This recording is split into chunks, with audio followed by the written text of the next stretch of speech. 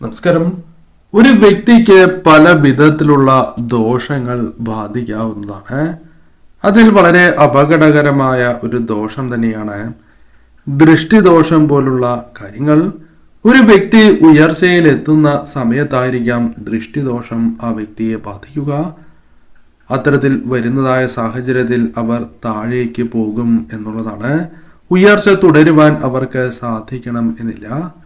ഈ വീഡിയോയിലൂടെ പരാമർശിക്കാനായി പോകുന്നത് ഒരു വ്യക്തി, അത് അയൽക്കാരാകാം, അല്ലെങ്കിൽ സുഹൃത്തുക്കളോ മറ്റ് വ്യക്തികളോ ആകാം, ആര് തന്നെയാണ് എങ്കിലും അവർ പുറത്തു നിന്ന് നോക്കുമ്പോൾ നിങ്ങളുടെ വീടിന്റെ ഉൾവശത്തെ ചില കാര്യങ്ങൾ കാണുന്നത് ആ വീടുകൾക്ക് ദോഷകരമാണ് എന്ന് പറയാം. പറഞ്ഞു വരുന്നത്, അവരുടെ അസൂയയാലുള്ള ആ നോട്ടം നിങ്ങളുടെ വീടുകളിൽ നെഗറ്റീവായ ഊർജം വർദ്ധിപ്പിക്കും എന്നാണ് പറയുക.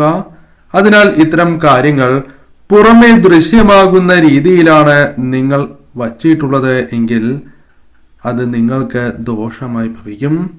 ഏതെല്ലാമാണ് വസ്തുക്കൾ, ഏതെല്ലാം പുറമേ നിന്ന് നോക്കുമ്പോൾ കാണാൻ പാടില്ല എന്ന് ഈ അധ്യായത്തിലൂടെ വിശദമായി തന്നെ മനസ്സിലാക്കാം. ഏവരും ഒരു നിമിഷം സാക്ഷാൽ മഹാദേവനെ വന്ദിക്കുക, ക്ഷിപ്രപ്രസാദിയായ പരമശിവനെ വന്ദിക്കുക. ഓം നമഃശിവായ എന്ന കമന്റ് ബോക്സിൽ ഏവരും ഒരു നിമിഷം രേഖപ്പെടുത്തി വന്ദിക്കുക. ഒരു വീടിന്റെ ഏറ്റവും പ്രധാനപ്പെട്ടതായ ഭാഗങ്ങളിൽ ഒന്ന് തന്നെയാണ് പൂജാമുറി. പൂജാമുറി ഒരു വീട്ടിൽ ഐശ്വര്യം നിറയ്ക്കും എന്നത് വാസ്തവം തന്നെയാണ്. എന്നാൽ നാം അറിയാതെ തന്നെ പ്രവർത്തിക്കുന്നതായ ചില തെറ്റുകൾ മൂലം ആ വീടിന്റെ ഐശ്വര്യം തന്നെയാണ് നഷ്ടമാകുക. സർവ്വ ഐശ്വര്യം തന്നെ നഷ്ടമാകുന്നതായ സാഹചര്യം വന്നു ചേരും. ഒരു വ്യക്തി പുറമേ നിന്നും നോക്കുന്നതായ അവസരത്തിൽ വീട്ടിലെ പൂജാമുറി കാണുകയാണ് എങ്കിൽ അത് ശുഭകരമായിരിക്കില്ല എന്നാണ് പറയുക. അതിനാൽ നിങ്ങൾക്ക് ചെയ്യുവാൻ സാധിക്കുന്നത് ഒരു മറ ഉണ്ടാവുക എന്നുള്ളതാണ്. പൂജാമുറി മറയ്ക്കുകയോ അല്ലെങ്കിൽ പൂജാമുറി അടച്ചിടുന്നതാണ് ഏറ്റവും ശുഭകരം. അപ്രകാരം സംഭവിക്കുന്നു എങ്കിൽ അത് ബാധിക്കില്ല എന്നുള്ളതാണ്. എന്നിരുന്നാലും പുറമേ നിന്ന് നോക്കാത്ത വിധം പൂജാമുറി നിങ്ങൾ നിർമ്മിക്കുവാൻ പ്രത്യേകം ശ്രദ്ധിക്കേണ്ടതായിട്ടുണ്ട്. മറ്റൊന്ന് പണം സൂക്ഷിക്കുന്ന ഭാഗം തന്നെയാണ്. ഒരു വീട്ടിലെ പ്രധാനപ്പെട്ട ഭാഗമായി തന്നെ പരാമർശിക്കാം.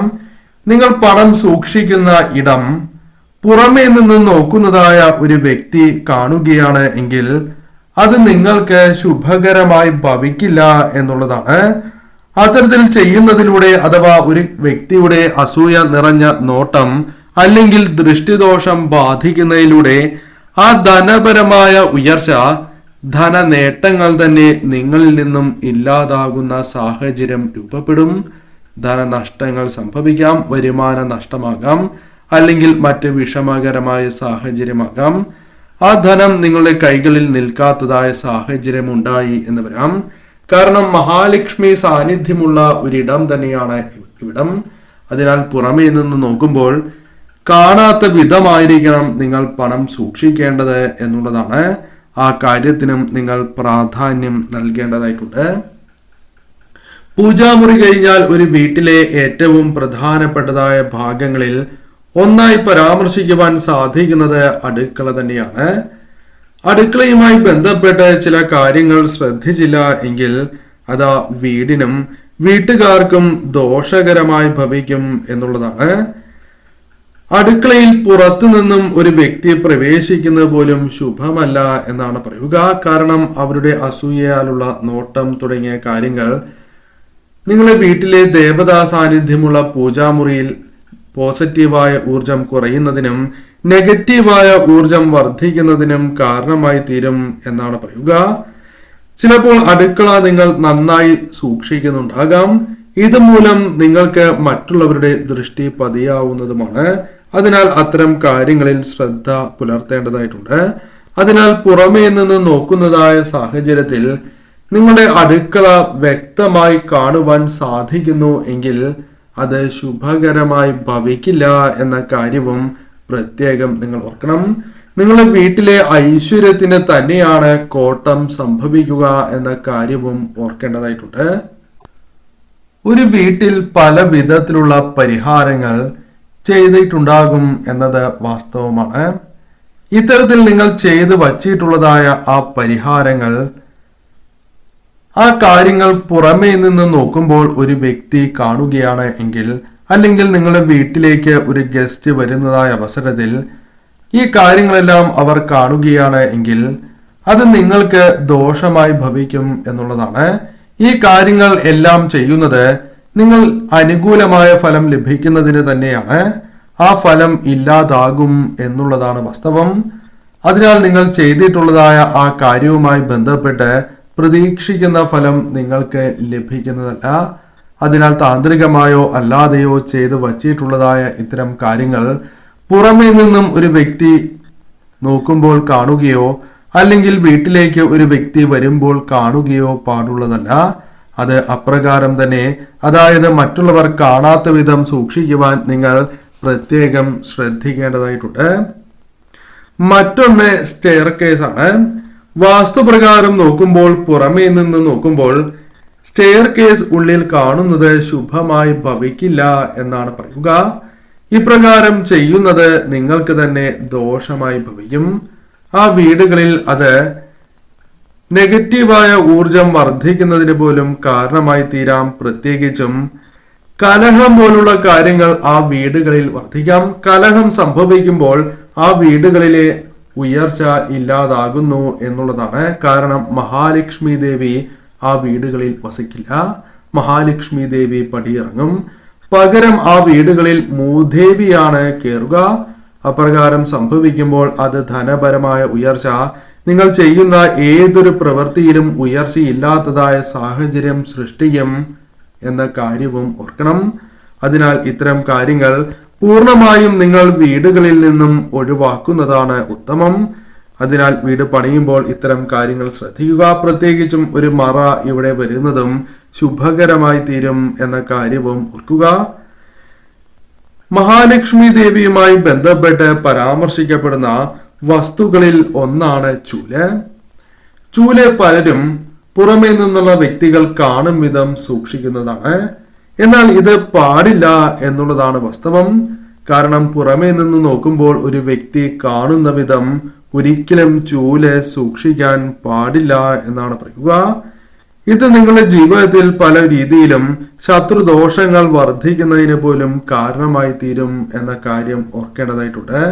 മറ്റൊരു വീട്ടിൽ ഉപയോഗിച്ചു കൊണ്ടിരിക്കുന്നതായ ചൂല് പോലും നിങ്ങളുടെ വീടുകളിലേക്ക് ഉപയോഗിക്കാനായി വാങ്ങരുത് എന്ന കാര്യവും ഓർക്കേണ്ടതായിട്ടുണ്ട്.